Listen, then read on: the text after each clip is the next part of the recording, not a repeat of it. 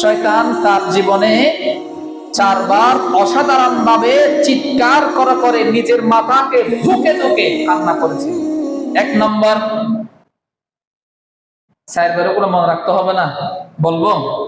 1 নম্বর হলো হিনা দুইনা, যখন আল্লাহ তাআলা শয়তানকে অভিশপ্ত করেছেন। কি করেছেন?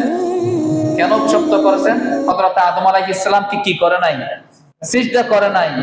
মূলত হযরত আদম আলাইহিস সালামকে সিজদা দেওয়ার জন্য বলে নাই, না, হযরত আদম আলাইহিস সালামের কপালে নূরে মুহাম্মদ ছিল, ওটার সম্মানার্থে আল্লাহ বলেছিলেন, আজ তো মালায়েকাদেরকে আল্লাহ তাআলা আদেশ করেছিলেন কি? সিজদা দেওয়ার জন্য। সুবহানাল্লাহ।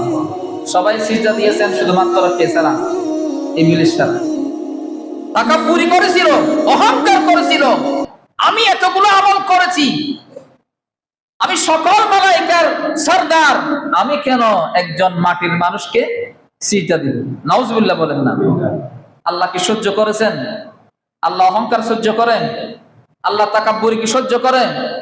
এজন্য তাকাব্বুরি অহংকার থেকে নিজেকে পুত পবিত্র রাখার চেষ্টা করবেন। তাকাব্বুরি সবার কাছে আছে, বেশার কম থাকে, ঠিক কিনা? এরপরে অহংকার যখন চলে আসবে তখন বেশি বেশি কি পড়বেন? আস্তাগফিরুল্লাহ পড়বেন। আল্লাহ তাআলা যেন তাকাব্বুর থেকে আপনাকে কি করে? হেফাজত করে। বুঝতে পেরেছেন? তো বলেছিলাম, শয়তানকে যখন আল্লাহ তাআলা অভিশপ্ত করেছেন তখন সে কি করেছিল? চিৎকার করে কান্না করেছিল। 2 নম্বর হলো ওয়াহিনা উহবিতা মিনাল জান্নাতি, ওই শয়তান সে জান্নাতে বসবাস করেছিল। আল্লাহ তাআলা অভিশপ্ত করার পরে তাকে বলতেছেন, আলা ফাহবিতি মিনহা, তুমি এখান থেকে চলে যাও। কোত্থেকে? জান্নাত থেকে। আল্লাহ তাআলা যখন জান্নাত থেকে তাকে বিতাড়িত করে দিলেন তখন তিনি চিৎকার করে কান্না করেছিল।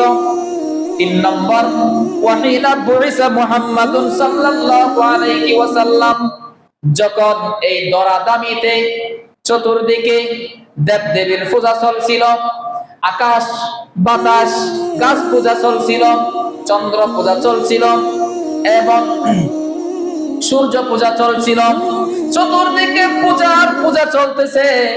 শিরিক মতবাদ সমস্ত কিছুকে মাটির সঙ্গে মিশিয়ে দেওয়ার জন্য রাসূলের আগমন যখন হয়েছে, মিলাদুন নবী যখন হয়েছিল, তখন শয়তান তিনি জবল আবু কুবাইসার মধ্যে গিয়ে চিৎকার করে নিজের মাথাকে ধুকে ধুকে কান্না করেছিল। নাউজুবিল্লাহ। বুঝতে পেরেছেন? 3 নম্বর হলো ওয়াহিনা উনজিলাত সূরাতুল ফাতিহা, সূরা ফাতিহা এমন একটা সূরা যে সূরা সম্পর্কে আল্লাহর পেয়ারা রাসূল সাল্লাল্লাহু আলাইহি ওয়াসাল্লাম আমাদেরকে জানিয়ে দিলেন, লা সালাতা ইল্লা বিফাতিহাতিল কিতাব, সূরা ফাতিহা ছাড়া নামাজ হয় না। এজন্য আমরা নফল নামাজ পড়লেও সূরা ফাতিহা দিয়ে শুরু করি, ঠিক কিনা? সুন্নাত নামাজ পড়লেও সূরা ফাতিহা দিয়ে শুরু করি, ওয়াজিব নামাজ হলেও সূরা ফাতিহা দিয়ে শুরু করি, ঠিক কিনা? ঈদের নামাজ হলেও সূরা ফাতিহা দিয়ে শুরু করি, বিতরের নামাজ হলেও সূরা ফাতিহা দিয়ে শুরু করি। ফরজ নামাজ তো আছে, এমন কোন রাকাত নাই যে রাকাতের মধ্যে সূরা ফাতিহা নাই।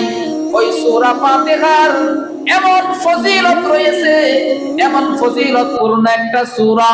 এই সূরা যেদিন অবতীর্ণ হয়েছিল সেই দিন শয়তান এমন দুঃখ পেয়েছিল, এমন ব্যথা পেয়েছিল, এমন কষ্ট পেয়েছিল, সেই নিজের মাথাকে দুকে দুকে চিৎকার করে কান্না করেছিল।